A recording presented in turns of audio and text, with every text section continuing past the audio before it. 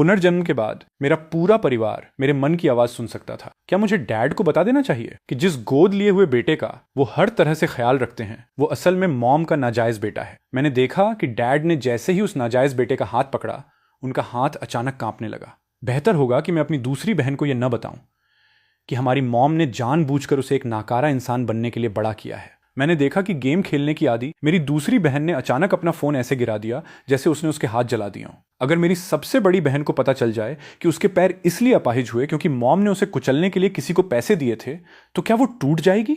मैंने अपनी बड़ी बहन को व्हील चेयर पर बैठे देखा। वो इतनी गुस्से में लग रही थी कि मानो उसके कानों से धुआं निकल रहा हो। मैं बहुत दुविधा में था। अगर मैं उन्हें बता दूं कि मॉम ने जो कुछ भी किया वो सिर्फ अपने बचपन के प्यार से शादी करने के लिए था, तो क्या यह परिवार बिखर जाएगा? मैंने देखा कि मेरे पूरे परिवार के मॉम को देखने का नजरिया पूरी तरह से बदल गया था। मेरे पिछले जन्म में मेरी हमारे परिवार के गोद लिए हुए बेटे के साथ बस एक छोटी सी बहस हुई थी और मेरी मॉम ने मुझे 13वीं मंजिल की खिड़की से बेरहमी से धक्का दे दिया था, जिससे मेरी मौके पर ही मौत हो गई। मरने के बाद मेरी आत्मा तुरंत खत्म नहीं हुई। इसके बजाय मैं एक भटकती हुई आत्मा बन गया जो मेरी मॉम के इर्द गिर्द घूमती रही, और इसी तरह मुझे उनके सारे राज पता चले।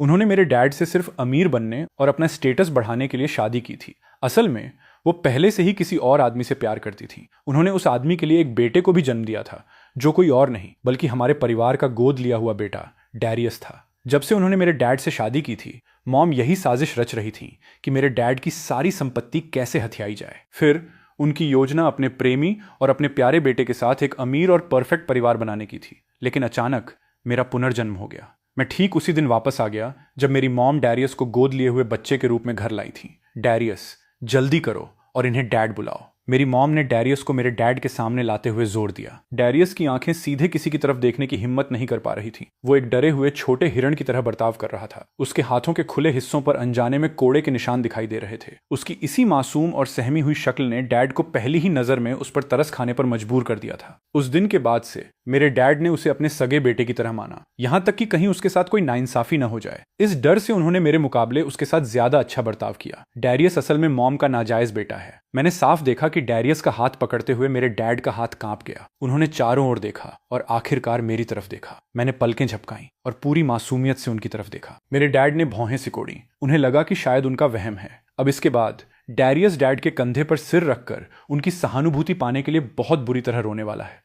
और अगले ही पल मैंने देखा कि डैरियस ने खुद आगे बढ़कर मेरे डैड को गले लगा लिया और जोर जोर से रोने लगा। मेरे पिछले जन्म में मेरे डैड ये देखकर बहुत भावुक हो गए थे और उन्होंने उसे चुप कराने के लिए उसकी पीठ थपथपाई थी। लेकिन इस बार मेरे डैड कोई भी भावना नहीं दिखा पाए। उनकी नजरें बस मुझ पर ही टिकी रहीं। काइलेन, क्या तुम कुछ बोल रहे थे?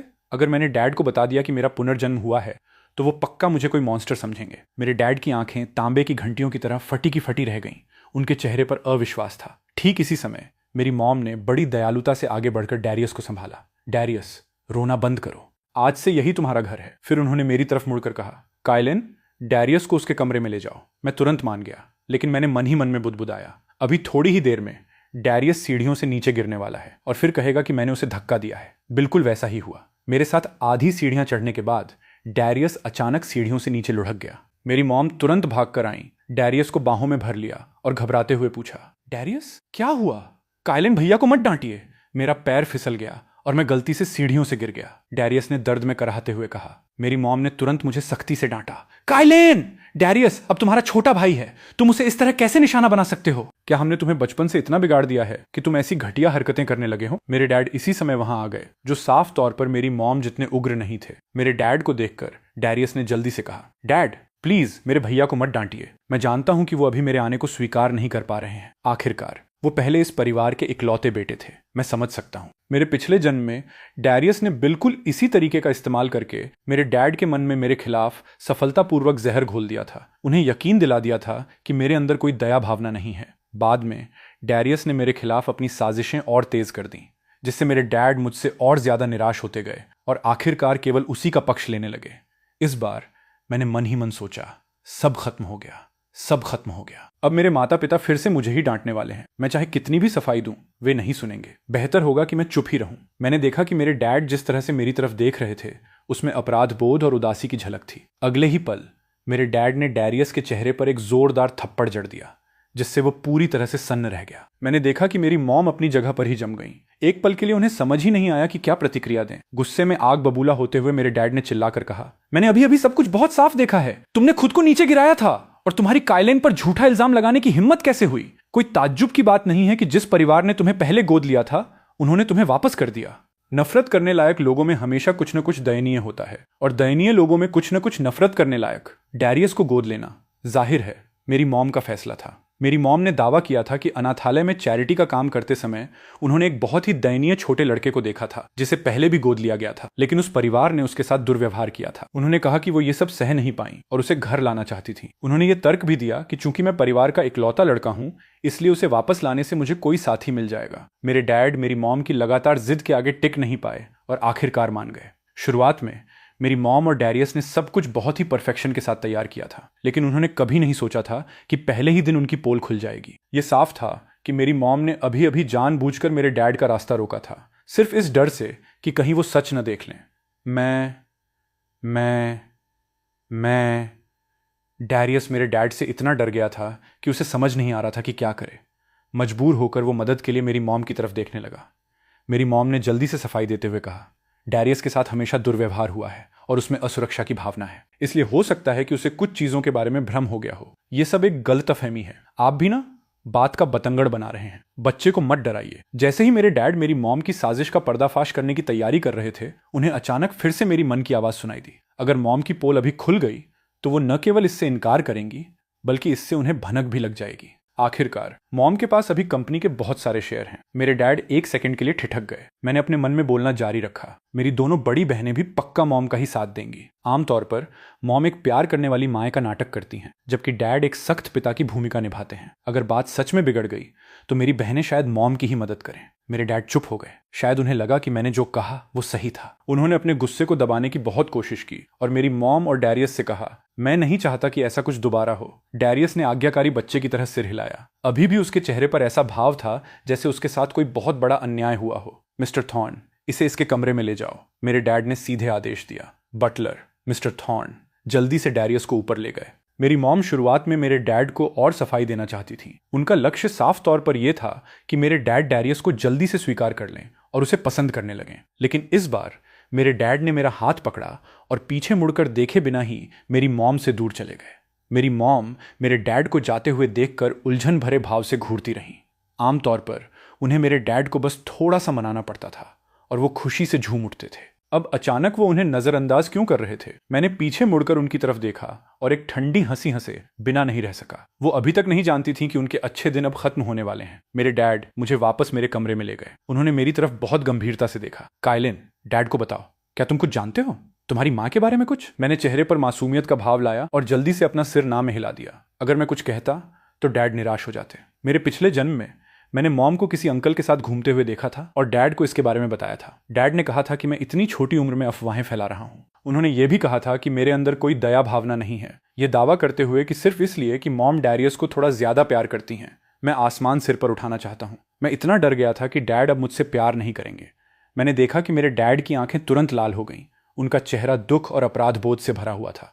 उन्होंने कहा, कायलिन, तुम डैड के बेटे हो। तुम ही वो इंसान हो जिसकी डैड इस जिंदगी में सबसे ज्यादा परवाह करते हैं। मैं भी अपने डैड की सबसे ज्यादा इज्जत करता था और उनसे प्यार करता था। मैं बहुत भावुक हो गया था, इसलिए मैं उनके पास गया और उन्हें कसकर गले लगा लिया। मेरे डैड ने मुझे और कुछ भी कहने के लिए मजबूर नहीं किया, लेकिन उसके बाद से मैं साफ महसूस कर सकता था कि मेरे डैड मेरी मॉम और डैरियस के साथ अलग व्यवहार कर रहे थे। उन्होंने डैरियस को पूरी तरह से नजरअंदाज कर दिया। जब मेरी मॉम उनके करीब आने की कोशिश करती तो मेरे डैड उन्हें भाव नहीं देते थे।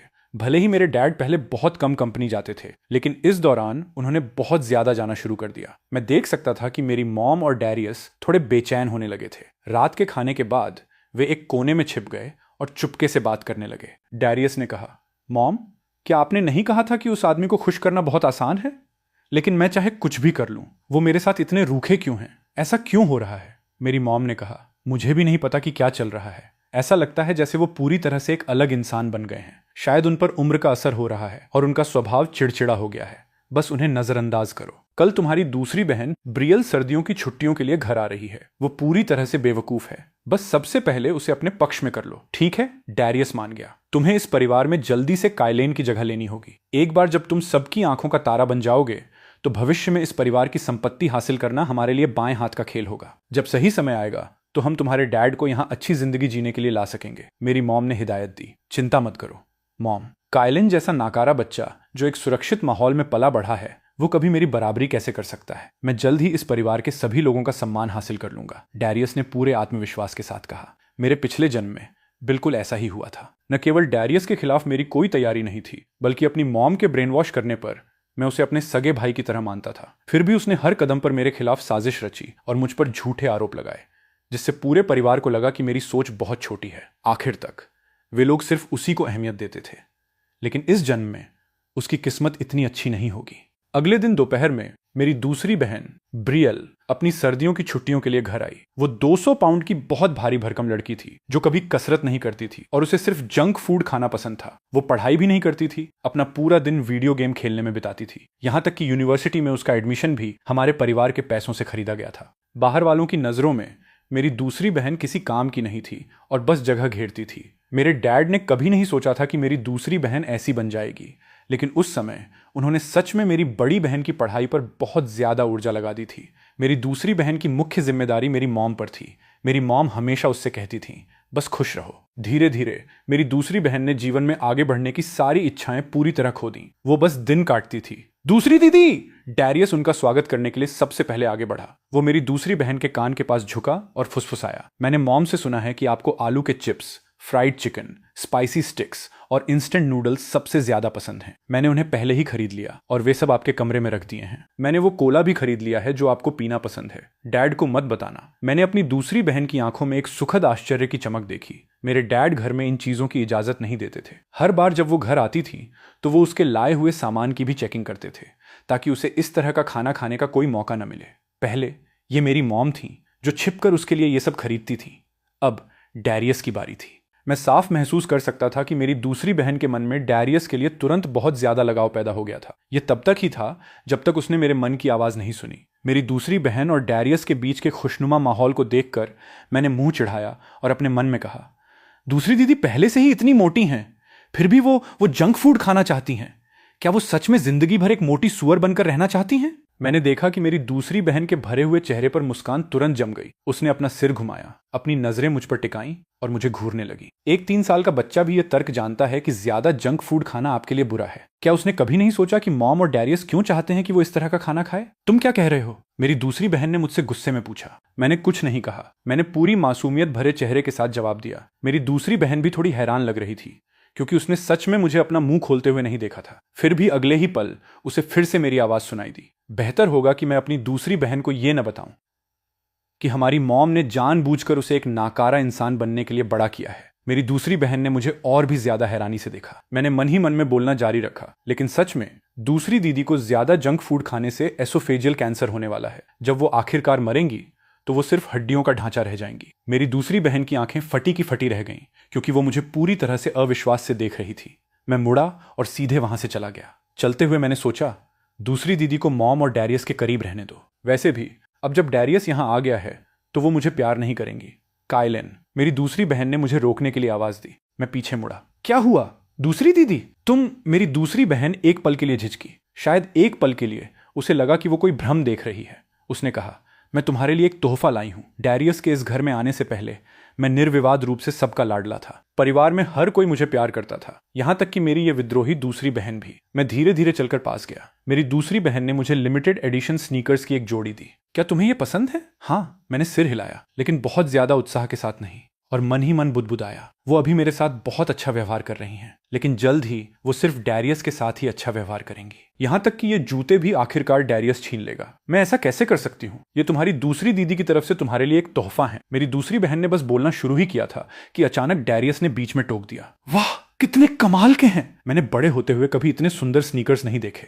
ये एक सपने जैसा लग रहा है, डैरियस ने कहा। मेरी दूसरी बहन ने उसकी तरफ थोड़ी झुंझलाहट से देखा। डैरियस ने पूरी तरह से जलन भरा चेहरा बनाते हुए आगे कहा, काइलिन भैया कितने खुशकिस्मत हैं। दूसरी दीदी आपके साथ कितना अच्छा व्यवहार करती हैं। अगर मेरे पास बास्केटबॉल खेलने के लिए ऐसे सुंदर जूते होते तो मैं यकीनन दुनिया का सबसे खुश लड़का होता। मेरे पिछले जन्म में डैरियस ने मेरी दूसरी बहन को उकसाने के लिए बिल्कुल इसी मासूमियत और दयनीय नाटक का इस्तेमाल किया था, जिसके बाद मेरी दूसरी बहन ने बड़ी उदारता दिखाते हुए मुझसे वे स्नीकर्स उसे दिलवा दिए थे और वादा किया था कि वो बाद में उसकी भरपाई के लिए मुझे एक और जोड़ी खरीद देगी। असल में मेरे द्वारा डैरियस को वे जूते देने के बाद मेरी दूसरी बहन ने मुझे कभी कोई दूसरी जोड़ी नहीं खरीद कर दी। मेरे हिस्से का सारा प्यार डैरियस ने चुरा लिया था। इस बार अपनी दूसरी बहन के बोलने का इंतजार किए बिना मैंने बस स्नीकर्स सीधे डैरियस को दे दिए। अगर तुम्हें ये पसंद हैं तो तुम इन्हें रख सकते हो, मैंने मन ही मन सोचा। वैसे भी अगर मैं इन्हें उसे नहीं दूंगा तो दूसरी दीदी मुझे उसे देने के लिए मना लेंगी। मैं दूसरी दीदी के लिए चीजें मुश्किल नहीं करना चाहता। डैरियस बहुत ज्यादा खुश लग रहा था। सच में? शुक्रिया भैया। उसी पल मैंने निराशा से सोचा, डैरियस जानबूझकर जूतों को गंदा और बर्बाद कर देगा और फिर झूठा इल्जाम लगाएगा कि मैंने ऐसा किया है। बिल्कुल मेरे पिछले जन्म की तरह मैंने जूतों का डिब्बा उसके हाथों में पकड़ा दिया। जैसे ही मैंने डिब्बा छोड़ा वो सीधा जमीन पर गिर गया। अंदर रखे स्नीकर्स लुढ़क कर बाहर आ गए और पास ही एक कीचड़ के गड्ढे में जा गिरे। इसके साथ ही डैरियस की टूटी हुई आवाज आई, इतने सुंदर जूते, ये गंदे कैसे हो गए? मैंने बचपन से ही इन्हें पाने का सपना देखा था। उसने दुखी होकर मुझसे सवाल किया, भैया भले ही आप इन्हें मुझे नहीं देना चाहते थे, लेकिन आप इन्हें इस तरह जानबूझकर जमीन पर नहीं फेंक सकते थे। ये कहते हुए वो जल्दी से मेरी दूसरी बहन की ओर मुड़ा। मेरी दूसरी बहन हैरान दिख रही थी और जिस तरह से उसने डैरियस को देखा उसमें थोड़ी नफरत की झलक भी थी। डैरियस को थोड़ा अजीब लगा और उसे कुछ समझ नहीं आ रहा था। उसने सोचा था कि इस समय मेरी दूसरी बहन मुझे डांटेगी और मुझे मतलबी कहेगी, लेकिन उसे उम्मीद नहीं थी कि मेरी दूसरी बहन एक ऐसी बात कहकर पलटवार करेगी जिसने उसे वे सारी बातें निगलने पर मजबूर कर दिया जो उसने सोच रखी थी। जूते न पकड़ पाना तुम्हारी अपनी गलती है, इसमें दोष तुम्हारा है। तुम कायलेन पर क्यों इल्जाम लगा रहे हो? ये इसलिए क्योंकि जब भैया ने मुझे वे दिए तो उन्होंने जानबूझकर उन्हें जमीन पर गिरा दिया। डैरियस ने धीरे से सफाई दी, फिर जल्दी से बड़प्पन दिखाने का नाटक किया। कोई बात नहीं, मैं इसके लिए उनसे नाराज नहीं हूं। नाराज नहीं हूं।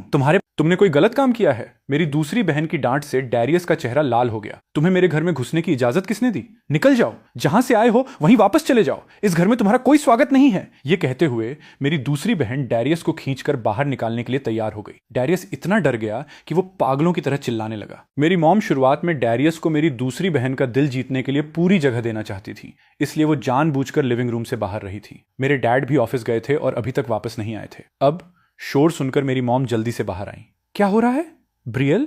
तुम अपने छोटे भाई के साथ ऐसा व्यवहार कैसे कर सकती हो? मेरी मॉम ने सख्ती से कहा। मेरी दूसरी बहन मेरी मॉम पर चिल्लाई, वो मेरा भाई नहीं है। कायलेन मेरा इकलौता भाई है। आप ही हैं जो इसे वापस लाई हैं, है ना? इसे तुरंत यहां से भेज दीजिए। तुम ये क्या बकवास कर रही हो? डैरियस का हमारे घर आने का मतलब है कि वो परिवार का एक हिस्सा है। तुम इतनी बड़ी हो गई हो, फिर भी तुम इतनी नासमझ कैसे हो सकती हो? मेरी मॉम ने डांटते हुए डैरियस को अपने पास खींच लिया। और सोचो कि तुम्हारे भाई ने तुम्हारे लिए स्नैक्स भी तैयार किए थे। उसने तुम्हारे डैड के हाथों पकड़े जाने का जोखिम उठाकर तुम्हारे लिए वो सब खरीदा। और तुम सच में इतनी एहसान फरामोश हो? जब मेरी मॉम ने स्नैक्स का जिक्र किया तो मैंने देखा कि मेरी दूसरी बहन गुस्से से इतनी पागल हो गई कि उसने अपना आपा खो दिया। जैसे ही वो चिल्लाने और मेरी मॉम के साथ जोर जोर से बहस करने वाली थी, उसे अचानक फिर से मेरी मन की आवाज सुनाई दी। अगर मैं दूसरी दीदी की जगह होता तो मैं अभी मॉम से बहस नहीं करता। वैसे भी बहस करने का कोई फायदा नहीं है। मॉम का डैरियस को घर लाना सिर्फ हमारी पारिवारिक संपत्ति चुराने के लिए है। अभी दूसरी दीदी को खुद को बदलने के लिए कड़ी मेहनत करनी चाहिए और अंत में मॉम को पूरी तरह से चौंका देना चाहिए। मेरी दूसरी बहन रुक गई और जो शब्द उसकी जुबान पर थे वे वहीं रह गए। उसने बस एक ही बात कही, वैसे भी मेरा सिर्फ एक ही भाई है और वो कायलेन है। ये कहकर मेरी दूसरी बहन मुझे वहां से खींच ले गई। मेरी मॉम और डैरियस को पूरी तरह से उलझन में एक दूसरे को घूरते हुए छोड़ दिया। उन्हें समझ नहीं आ रहा था कि हमारा पूरा परिवार अचानक इतना समझदार कैसे हो गया और वे अब हमें धोखा क्यों नहीं दे पा रहे थे। मेरी दूसरी बहन के कमरे में वापस आने के बाद उसने डैरियस द्वारा तैयार किए गए सारे स्नैक्स गुस्से में फेंक दिए, जैसे उसे कुछ और याद आ गया हो। उसने अपने फोन से सारे गेम अनइंस्टॉल कर दिए। ये सब करने के बाद उसने अचानक मेरी तरफ देखा और गंभीरता से पूछा, कायलेन, क्या मैंने अतीत में तुम्हें कभी निराश किया है? मैंने जल्दी से अपना सिर हिलाया और उसका हौसला बढ़ाया। नहीं, मैं जानता हूं कि दूसरी दीदी सबसे अच्छी हैं। मैं अपने मन में ये जोड़ना भी नहीं भूला। दूसरी दीदी को बस मॉम ने धोखा दिया था। मैं जानता हूं कि वो बहुत होशियार हैं। वो भविष्य में पक्का एक बहुत ही शानदार इंसान बनेंगी। मेरी दूसरी बहन मुस्कुराई। वो थोड़ी भावुक लग रही थी। उसने कहा, कायलेन, दूसरी दीदी अब से एक शानदार इंसान बनने के लिए पक्का कड़ी मेहनत करेगी। मैं भविष्य में कभी किसी को तुम्हें परेशान नहीं करने दूंगी। ठीक है? मुझे आप पर भरोसा है।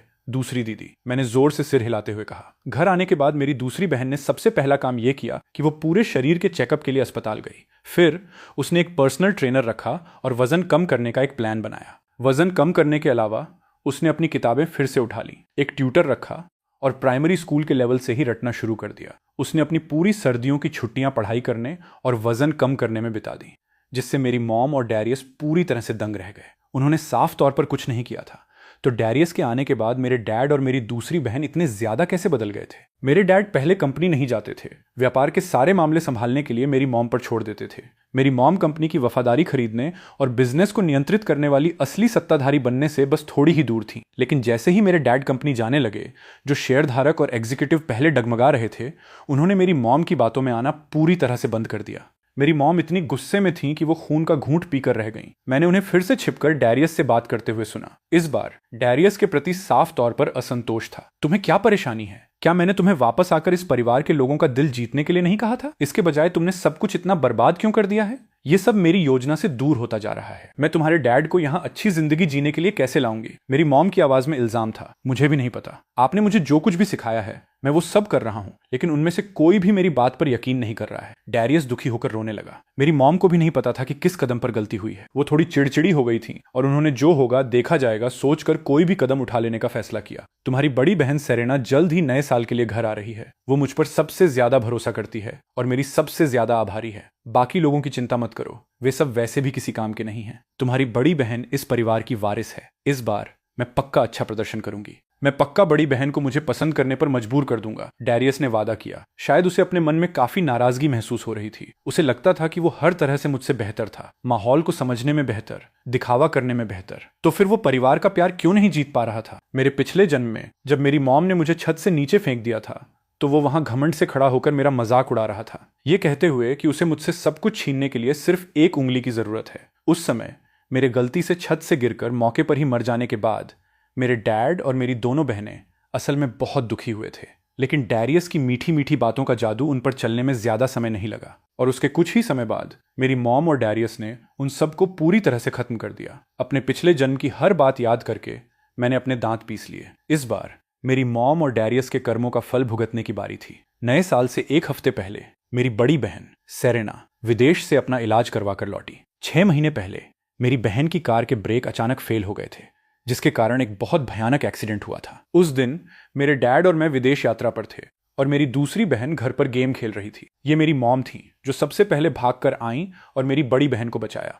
कहा जाता था कि उस दिन बहुत तेज बारिश हो रही थी, सड़कें टूट गई थीं और एम्बुलेंस तुरंत एक्सीडेंट वाली जगह पर नहीं पहुंच सकी थी। एम्बुलेंस तक पहुंचने से पहले मेरी मॉम मेरी बहन को अपनी पीठ पर लादकर कई किलोमीटर तक चली थी। पूरी घटना का वहां से गुजर रहे लोगों ने वीडियो बना लिया था। हर कोई उनके महान मातृ प्रेम की तारीफ कर रहा था और मेरी मॉम के लिए हमारे पूरे परिवार का प्यार और भी गहरा हो गया था। लेकिन सच तो ये था कि मेरी मॉम ही थी जिन्होंने किसी को कार के साथ छेड़छाड़ करने के लिए पैसे दिए थे। क्योंकि मेरी बड़ी बहन वारिस थी, इसलिए मेरी मॉम उसे शुरुआत में ही रास्ते से हटाना चाहती थी। अगर मेरी बड़ी बहन मर जाती और मेरी दूसरी बहन एक अपाहिज होती तो सिर्फ मैं ही बचता। मेरी मॉम की नजरों में मुझसे निपटना बहुत आसान था। उन्हें बस इतना करना था कि डैरियस को घर आने दें और मेरी जगह ले लें। इस तरह परिवार की संपत्ति स्वाभाविक रूप से उन माए बेटे की जोड़ी के हाथों में चली जाती। लेकिन उम्मीद के विपरीत मेरी बहन एक्सीडेंट के बाद मौके पर नहीं मरी। मेरी मॉम शुरुआत में उसे बचाना नहीं चाहती थी, लेकिन चूंकि वहां से गुजर रहे लोग वीडियो बना रहे थे, इसलिए उनके पास वो दुखद ड्रामा करने के अलावा कोई चारा नहीं था। मेरी बहन को इमरजेंसी इलाज के लिए अस्पताल ले जाया गया। अंत में वो बच तो गई, लेकिन उसके पैर अपाहिज हो गए। मेरी मॉम ने सुझाव दिया कि मेरी बहन को आगे के इलाज के लिए विदेश जाना चाहिए। उन्होंने दावा किया कि विदेश में मेडिकल उपकरण ज्यादा एडवांस थे और उससे उसे ठीक होने में मदद मिलेगी। उन्होंने सबसे अच्छे प्राइवेट अस्पतालों से संपर्क करने में मेरी बहन की सक्रिय रूप से मदद भी की। नतीजा बिल्कुल वैसा ही हुआ जैसी उम्मीद थी। आधा साल बीत गया और मेरी बहन के पैरों में बिल्कुल सुधार नहीं हुआ। बड़ी दीदी, आप आखिरकार वापस आ गईं। मैं आपसे मिलने के लिए इतने लंबे समय से इंतजार कर रहा था। डैरियस एक सामाजिक तितली की तरह मुस्कुराते हुए मेरी बड़ी बहन के पास दौड़ कर गया। उसने कहा, मैंने मॉम को हमेशा आपके बारे में बात करते सुना है। उन्होंने कहा था कि आप समझदार, शांत, खूबसूरत और उदार हैं। आपका नाम सुनना, आपका चेहरा देखने जितना अच्छा नहीं है। आप तो मेरी कल्पना से भी ज्यादा कम उम्र और प्यारी लग रही हैं। क्योंकि उसके पैर अपाहिज हो गए थे, मेरी बहन में असुरक्षा की भावना आ गई थी और वो किसी से मिलना नहीं चाहती थी। वो सिर्फ मेरी मॉम से ही मिलती थी। आखिरकार हमारी भी उससे मिलने की हिम्मत नहीं होती थी। अब डैरियस के इतने ज्यादा मिलनसार होने से मेरी बड़ी बहन को जाहिर तौर पर काफी असुविधा हो रही थी, फिर भी ऐसा लग रहा था कि वो उसके उत्साह को रोक नहीं पा रही है। उसे देखकर उसकी आंखें खुशी से भर गई थीं। बड़ी दीदी, आप इतने लंबे समय से फ्लाइट में थीं, क्या आप थक गई हैं? मैं आपकी पीठ की मालिश कर देता हूं, उसने कहा, और फिर बहुत ही उत्साह से मेरी बड़ी बहन की पीठ की मालिश करने लगा। वो बार बार पूछता रहा, बड़ी दीदी, क्या आराम मिल रहा है? मुझे पता था कि आप वापस आ रही हैं, इसलिए मैंने खास तौर पर मालिश करना सीखा है। मसाज मास्टर ने मुझे ब्लड सर्कुलेशन ठीक करने के लिए पैरों की मालिश करना भी सिखाया। अब से मैं रोज आपकी मालिश करूंगा, ठीक है? मैंने देखा कि मेरी बड़ी बहन थोड़ी असहज लग रही थी, लेकिन अंत में उसने खुशी खुशी इसे स्वीकार कर लिया। इस बार मैंने अपने मन की कोई आवाज उन तक नहीं पहुंचने दी। मैं डैरियस को थोड़ी देर के लिए खुश होने दूंगा। जैसा कि कहा जाता है, आप जितना ऊपर चढ़ते हैं उतनी ही जोर से गिरते हैं। अगर मैं उन्हें थोड़ी सी भी मिठास का स्वाद नहीं चखाऊंगा तो मैं उन्हें अंत में किनारे तक कैसे धकेल पाऊंगा? उसके बाद डैरियस ने जल्दी ही मेरी बड़ी बहन का दिल जीत लिया। पहले मन में थोड़ा संदेह होने के बावजूद एक बार जब मेरी बड़ी बहन ने उसे स्वीकार कर लिया तो वो घर में ऐसे अकड़कर चलने लगा जैसे कोई मोर अपने पंख दिखा रहा हो। मेरी मॉम को भी बहुत राहत मिली। उन्होंने सोचा, मैंने इतने सालों तक इस बेटे को पालने में इतनी मेहनत की है तो वो पूरी तरह से बेकार कैसे हो सकता है? वो कायलेन की बराबरी भी कैसे नहीं कर सकता? इसलिए उन्होंने अपना आखिरी दांव चलने की तैयारी शुरू कर दी। डैरियस का 15वां जन्मदिन नए साल से 2 दिन पहले मनाया जाने वाला था। मेरी मॉम ने घर पर उसके लिए एक शानदार बर्थडे पार्टी देने का इंतजाम किया, जिसमें हमारे सभी रिश्तेदारों और दोस्तों को बुलाया गया। ये मुख्य रूप से उसे औपचारिक रूप से सभी से मिलवाने के लिए था। मेरे डैड ये नहीं करना चाहते थे। अभी उनके मन में डैरियस के लिए कोई अच्छी भावना नहीं थी, और यहां तक कि वो मन में उसके लिए गहरी नफरत भी रखते थे। आखिरकार कोई भी अपनी पत्नी के नाजायज बच्चे को अपनी मर्जी से नहीं पालेगा, लेकिन मॉम को भनक लगने देने से बचने के लिए मेरे डैड ने इसे बर्दाश्त किया। हालांकि मेरे डैड ने डैरियस की बर्थडे पार्टी की तैयारियों में शामिल होने से पूरी तरह इनकार कर दिया और इसे पूरी तरह से मेरी मॉम पर छोड़ दिया, जो आंखों से दूर वो दिमाग से भी दूर। मेरी मॉम जाहिर है इससे पूरी तरह खुश थी। उन्होंने इस बर्थडे पार्टी में अपनी जी जान लगा दी थी। इसलिए डैरियस के जन्मदिन के दिन बहुत से लोग हमारे घर आए। मेरी मॉम ने उसका जन्मदिन मनाने के लिए हमारे लगभग सभी खास रिश्तेदारों और दोस्तों को बुलाया था।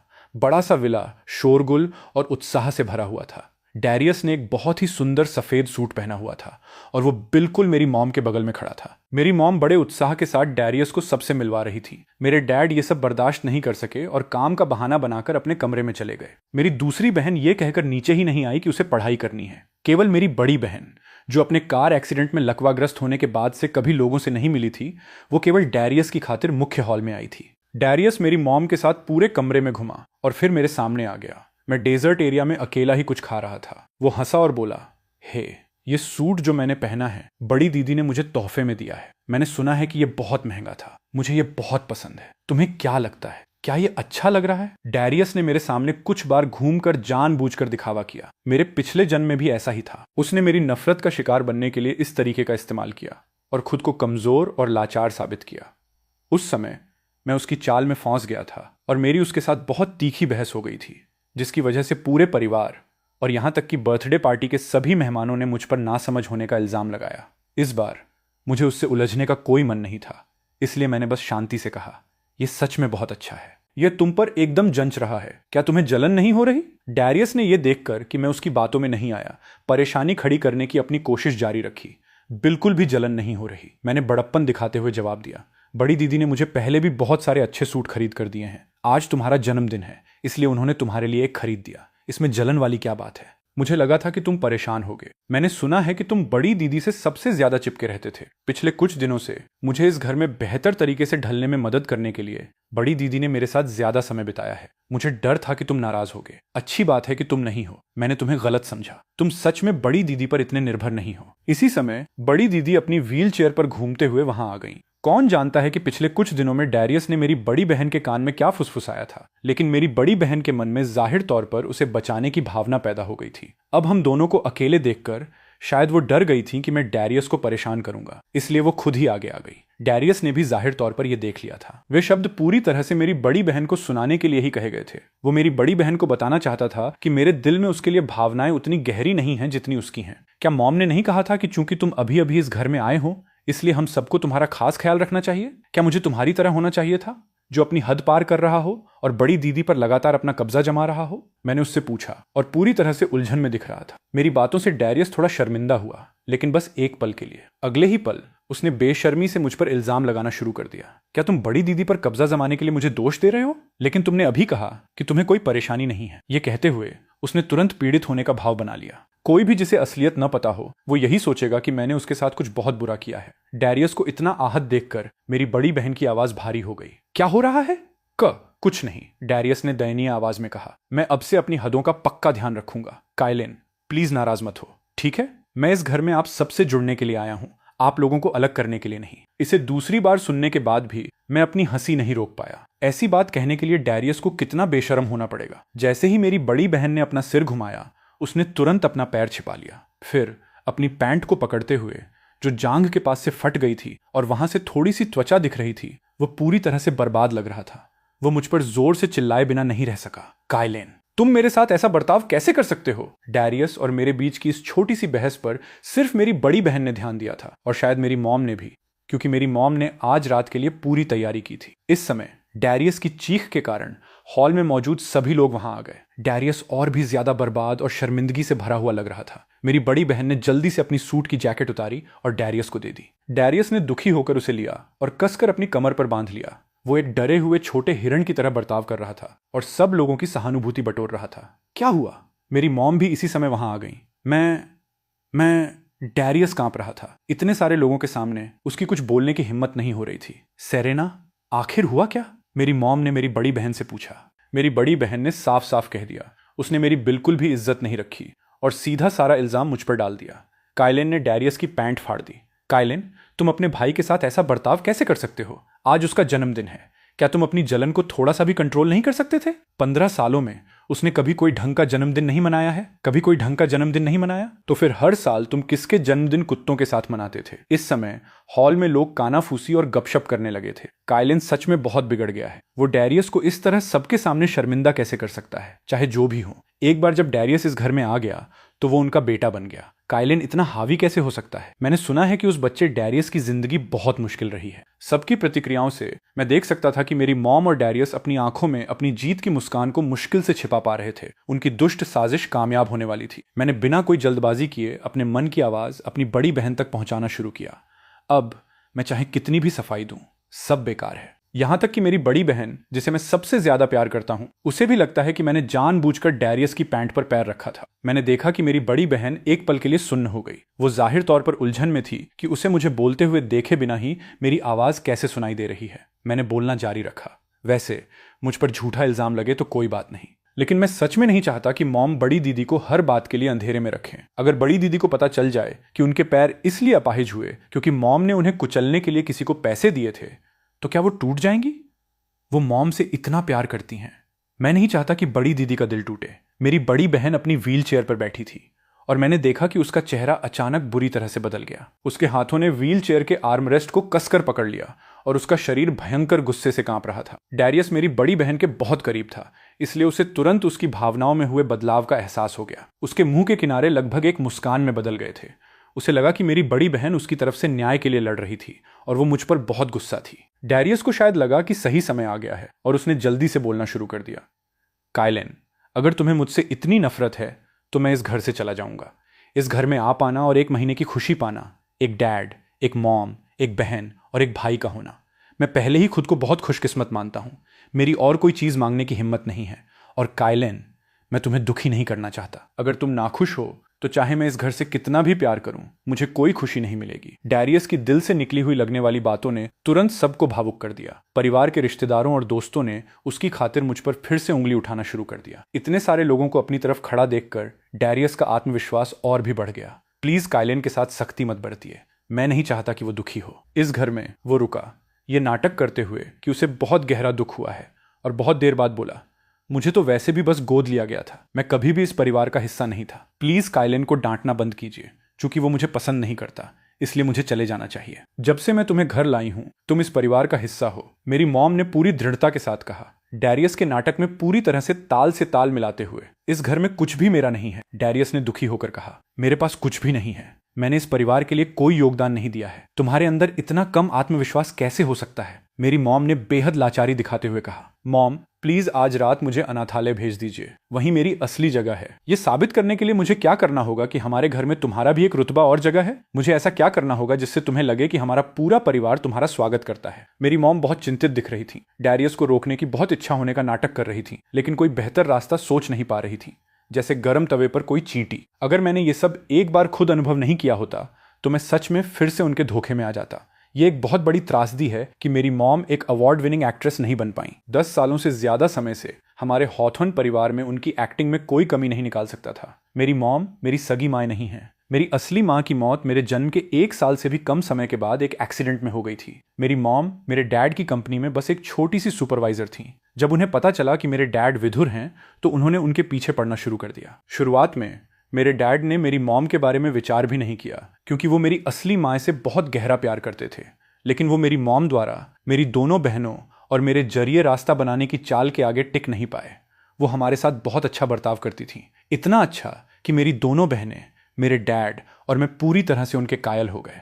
जब मैं 3 साल का था तो मेरे डैड को बहुत तेज बुखार हो गया था। मेरी असली माँ की मौत के बाद से मेरे डैड कंपनी को अकेले ही संभाल रहे थे। उस दिन कंपनी में अचानक कोई परेशानी आ गई, जिसकी वजह से वो वहां फंस गए। उस रात मेरी मॉम थी जिन्होंने अपनी मर्जी से मुझे अस्पताल ले जाने की जिम्मेदारी ली। जब मेरे डैड अपना काम खत्म करके अस्पताल पहुंचे तो उन्होंने देखा कि मेरी मॉम मुझे गोद में लिए हुए हैं और मैं अस्पताल के बिस्तर पर गहरी नींद में सो रहा हूं। पूरे 2 साल बाद मेरे डैड आखिरकार मेरी मॉम से प्रभावित हो गए। आसपास के रिश्तेदारों ने, जिनमें मेरी सगी माँ की तरफ के रिश्तेदार भी शामिल थे, सभी ने मेरे डैड से मेरी मॉम को स्वीकार करने का आग्रह किया। मेरे डैड ने आखिरकार अपनी हिचकिचाहट छोड़ी, लेकिन ये शर्त रखी कि उनकी पूरी जिंदगी में सिर्फ हम 3 ही बच्चे होंगे। मेरी मॉम ने अपनी बात रखी और 10 साल से भी ज्यादा समय में कभी मेरे डैड के साथ बच्चा पैदा नहीं किया। एक समय ऐसा भी था जब मेरे डैड मेरी मॉम के साथ एक बच्चा चाहते थे, इस उम्मीद में कि उनके लिए एक खून का रिश्ता छोड़ सकें, लेकिन मेरी मॉम ने मना कर दिया। उन्होंने कहा कि हम तीनों ही उनका खून हैं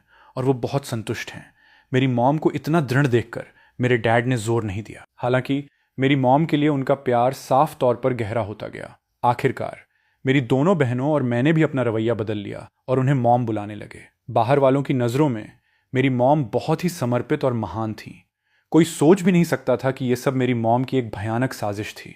उन्होंने मेरे डैड के साथ बच्चे पैदा नहीं किए, क्योंकि उनके बचपन के प्यार के साथ उनका पहले से ही एक बेटा था। वो किसी बच्चे के जरिए मेरे डैड से कोई भी संबंध नहीं रखना चाहती थी। शुरू से ही वो हमारे परिवार को बर्बाद करना चाहती थी। मेरे पिछले जन्म में वो सच में इसमें सफल रही थी। उन्होंने मेरे डैड की कंपनी चुरा ली और मेरे डैड को बिल्डिंग से कूदने पर मजबूर कर दिया। उन्होंने मेरी बड़ी बहन को विदेश में अपने अपाहिज पैरों के साथ खुद के सहारे जीने के लिए छोड़ दिया। उन्होंने बेबस होकर मेरी दूसरी बहन को बीमारी से तड़प तड़प कर मरते हुए देखा। उन्होंने अपने ही हाथों से मुझे छत से धक्का दे दिया और मेरी आंखें खुली की खुली रह गईं। फिर वो अपने बचपन के प्यार और अपने प्यारे बेटे डैरियस के साथ उन सभी चीजों का शान से मजा लेने लगी जो हॉथॉर्न परिवार की थी। इस समय हॉल में अचानक कोई चिल्लाया, क्या ये बहुत आसान नहीं है? अगर डैरियस को इस घर में असुरक्षा महसूस होती है तो उसे सुरक्षा की भावना दें, उसे अभी हॉथॉर्न ग्रुप के शेयर दे दें। एक बार उसके पास शेयर आ जाएं तो फिर कौन कह सकता है कि वो परिवार का हिस्सा नहीं है? बोलने वाला व्यक्ति मेरी मॉम द्वारा खरीदा गया था। मैं इन्हें स्वीकार नहीं कर सकता, मैं इन्हें नहीं ले सकता। डैरियस ने समझदार और पीड़ित होने का नाटक करते हुए जल्दी से मना कर दिया। मेरे पिछले जन्म में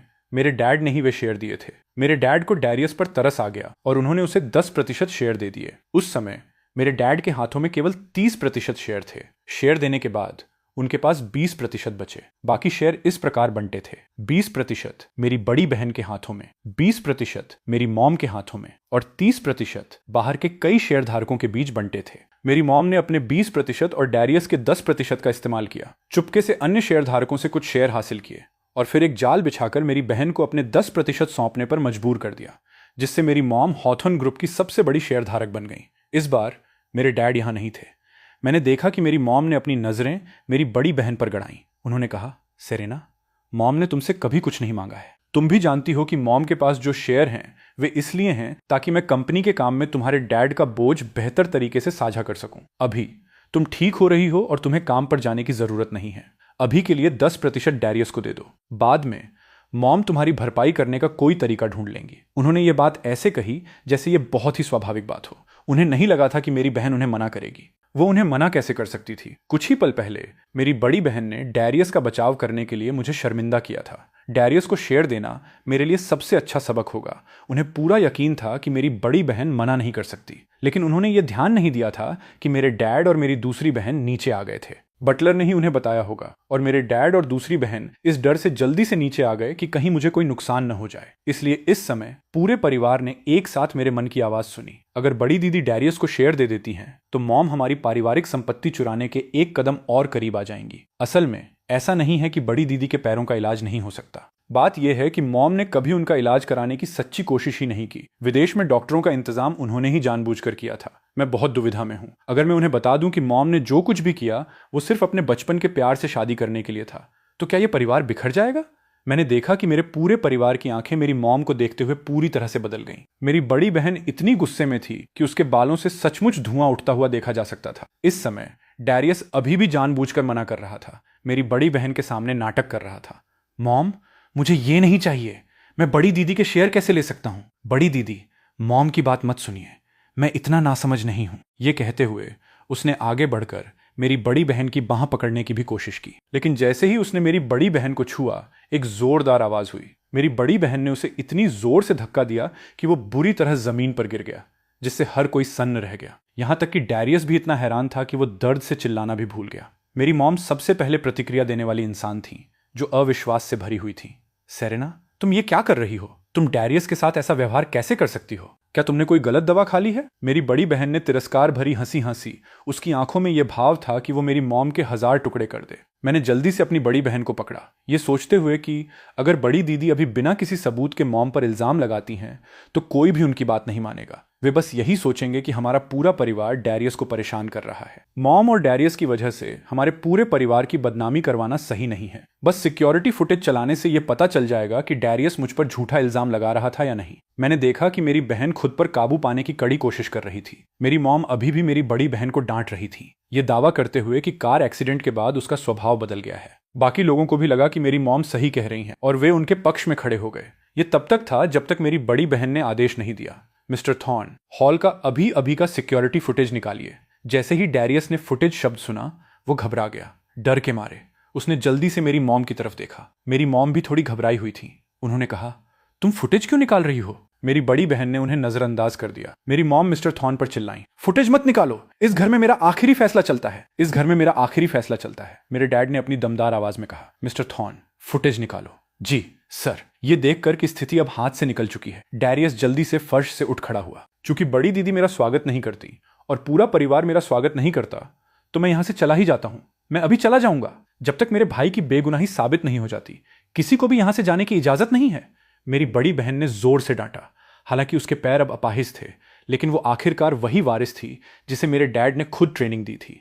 उसका अधिकार मेरे डैड से कम नहीं था। यह बस एक एक्सीडेंट था जिसने उसे कुछ समय के लिए निराश कर दिया था। डैरियस की कुछ बोलने की हिम्मत नहीं हुई। मेरी मॉम ने कई बार अपना मुंह खोलने की कोशिश की, लेकिन अंततः चुप ही रही। फुटेज चलाया गया और सभी ने साफ देखा। डैरियस ने जानबूझकर अपनी पैंट फाड़ी और फिर मुझ पर झूठा इल्जाम लगाया, बिल्कुल वैसे ही जैसे उल्टा चोर कोतवाल को डांटे। जनता की राय तुरंत बदल गई। अगर डैरियस वहीं लोगों की थू थू में डूबकर नहीं मरा, तो उसकी चमड़ी चाहे कितनी भी मोटी क्यों न हो, वो फिर भी शर्म के मारे मर ही जाएगा। इसे यहां से भेज दो। मेरे डैड ने बिना शब्द बर्बाद किए आदेश दिया। मैं इसे दोबारा कभी नहीं देखना चाहता। नहीं, मैं नहीं जाऊंगा।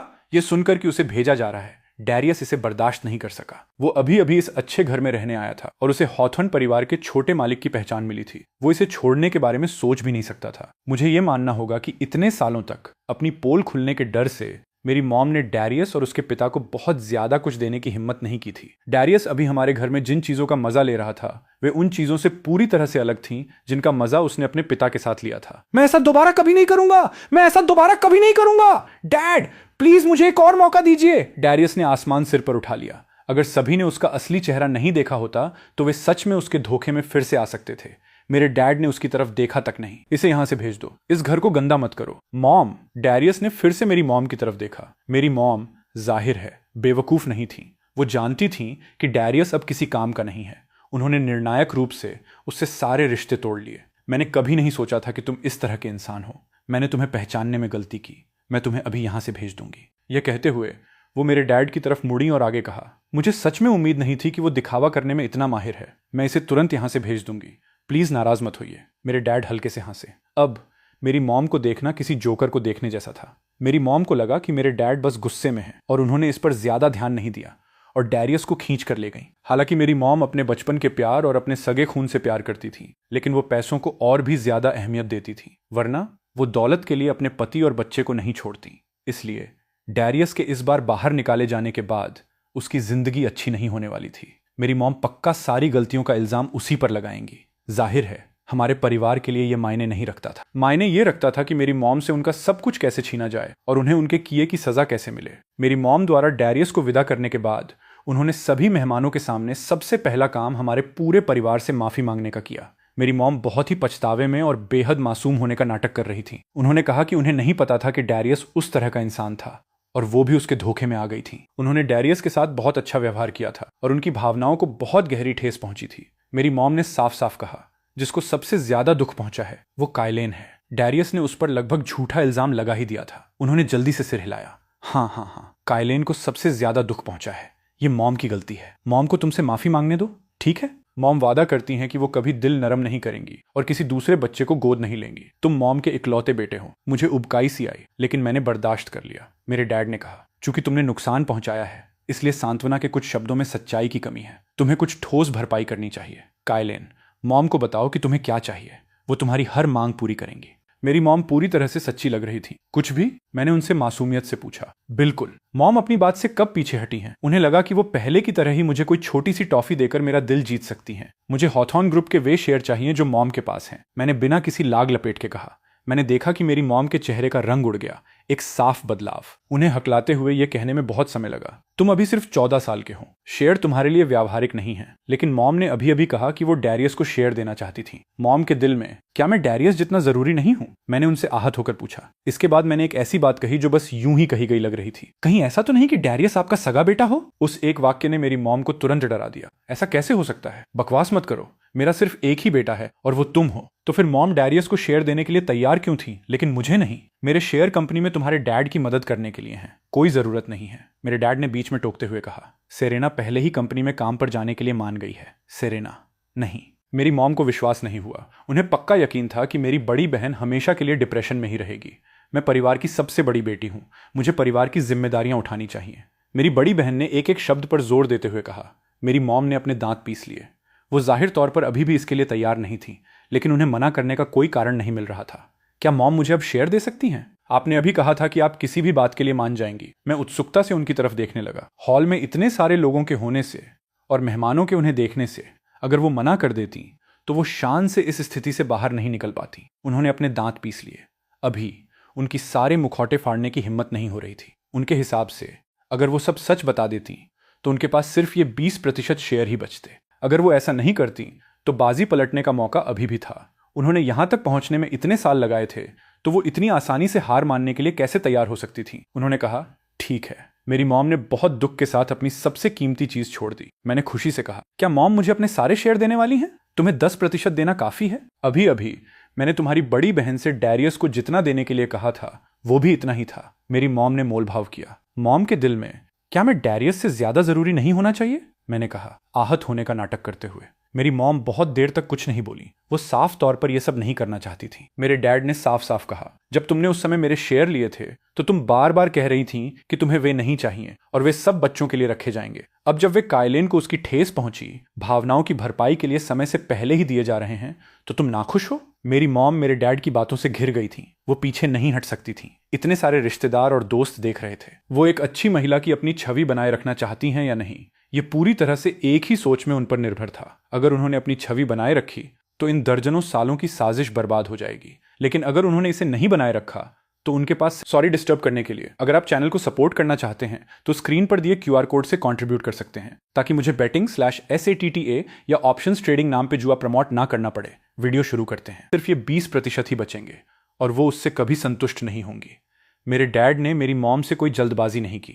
उन्हें इस बारे में ध्यान से सोचने का समय दिया। आखिरकार शर्मिंदगी तो उन्हें ही उठानी पड़ रही थी। मेरी मॉम के माथे से पसीने की बूंदें टपकने लगीं। आसपास के लोग कानाफूसी करने लगे। सच में किसे बिल्कुल कुछ भी नहीं चाहिए, बस इतना है कि उसने पहले बहुत ज्यादा आत्मविश्वास से बात की थी, इसलिए अब ये उसके अपने ही मुंह पर एक तमाचा है। अगर वो सच में बच्चों को अपना मानती है तो उसे इतने से शेयर का बुरा क्यों लगेगा? वो अभी भी स्वार्थी है। इतने सारे लोगों के सामने मेरी मॉम आखिरकार अपने घमंड को नहीं निगल पाई। मैंने उनकी आंखों में क्रूरता की एक झलक देखी जो पल भर में ही गायब हो गई। अगले ही पल उन्होंने अचानक बहुत ज्यादा उदार होने का नाटक किया। मैं नाखुश कैसे हो सकती हूँ? जब मैंने उस समय ये शेयर लिए थे तो मैंने कहा था कि मैं इन्हें बच्चों के लिए रख रही हूँ। मैं बस ये सोच रही थी कि ब्रियल को भी 10% दूं या नहीं। चूंकि सेरेना और काइलेन के पास शेयर हैं, इसलिए ब्रियल के पास कम नहीं होने चाहिए। मुझे वे नहीं चाहिए, उन्हें बस काइलेन को दे दीजिए। ब्रियल ने सीधे तौर पर मना कर दिया। हर कोई उनके इरादे जानता था। उन्हें लगा कि मेरी दूसरी बहन को कंट्रोल करना सबसे आसान है और मेरी दूसरी बहन की हालिया मेहनत सिर्फ एक नाटक है जो कुछ दिनों से ज्यादा नहीं चलेगा।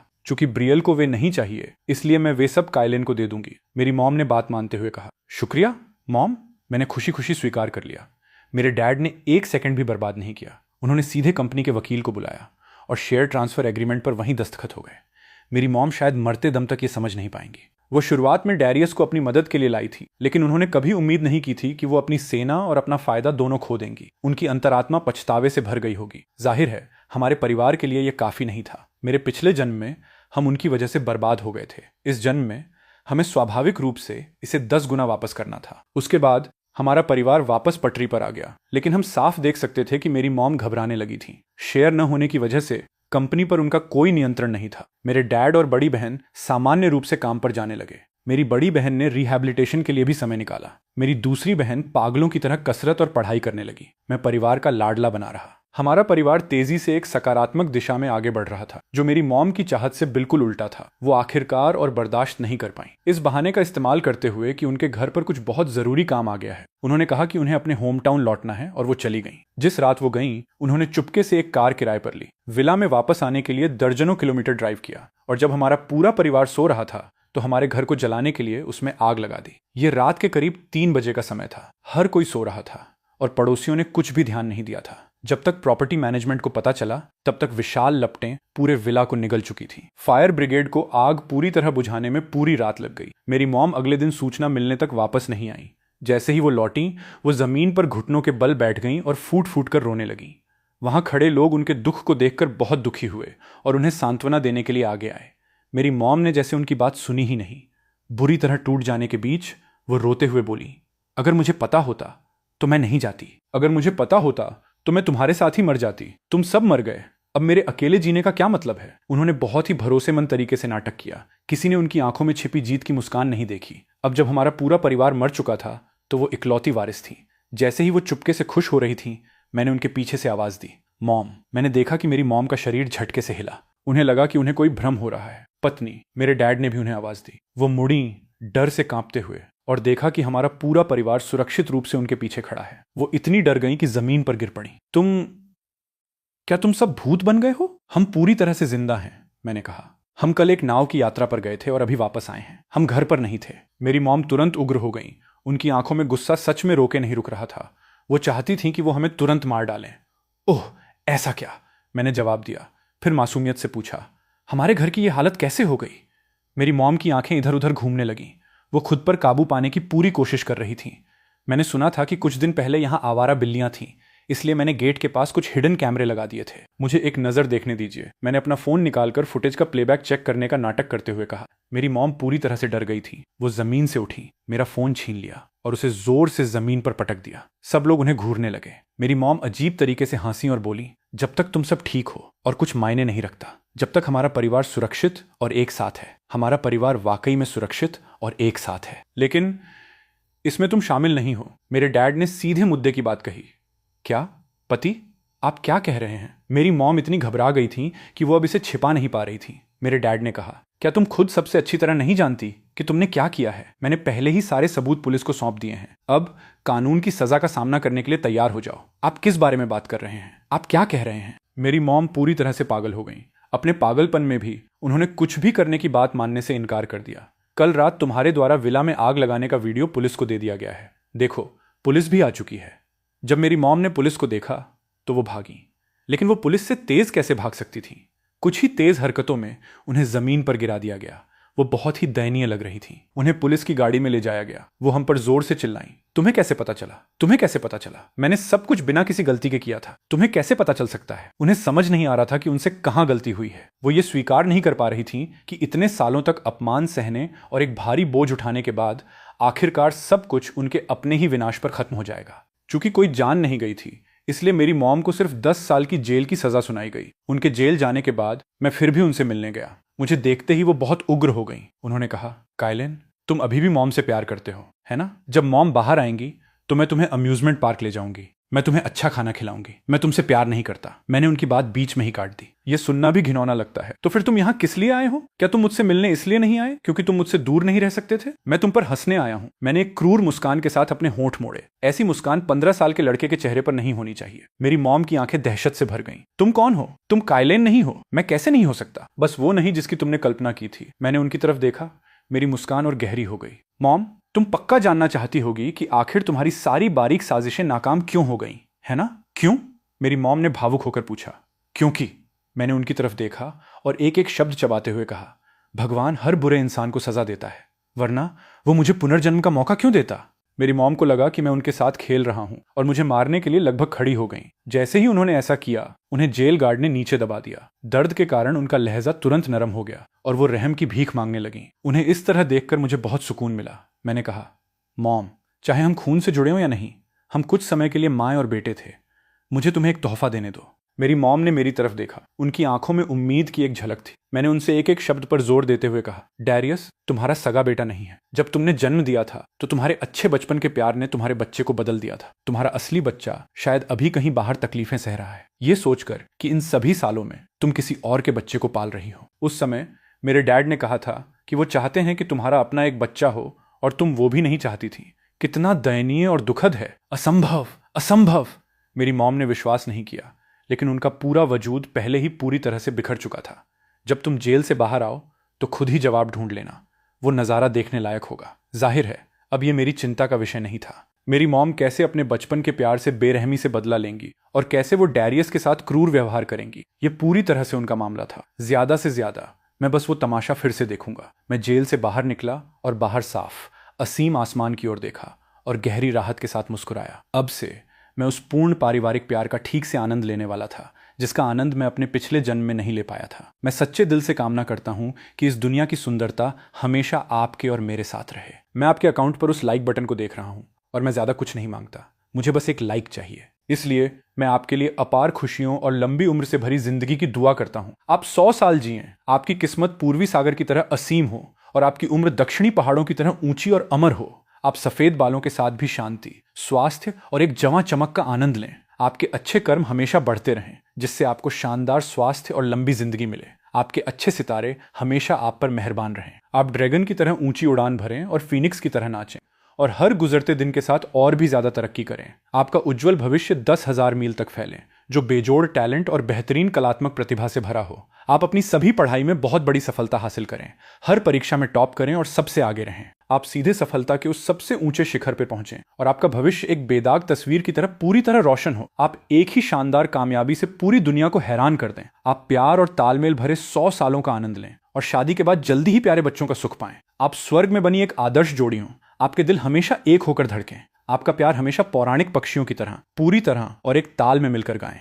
आपके दिन पूर्णिमा की रात में खिले हुए खूबसूरत फूलों की तरह हो और मीठी सपनों जैसी किस्मत आपको घेरे रहे। आप अपने सच्चे प्यार के साथ एक गहरा जुड़ाव महसूस करें, जो भारी और कभी न टूटने वाले प्यार से भरा हो। जादुई जड़ी बूटियां आपकी सभी चिंताओं को दूर कर दें और आप जेड जैसी पवित्रता और खूबसूरत किस्मत से नहाएं। शानदार और भाग्यशाली सितारे आपके रास्ते को रोशन करें और आपके पीछे अनगिनत और गहरी खुशियां छोड़ जाएं। चूंकि आपने बिल्कुल अंत तक सुन लिया है, इसलिए एक फॉलो और लाइक मांगना कोई बहुत बड़ी बात तो नहीं है, है ना?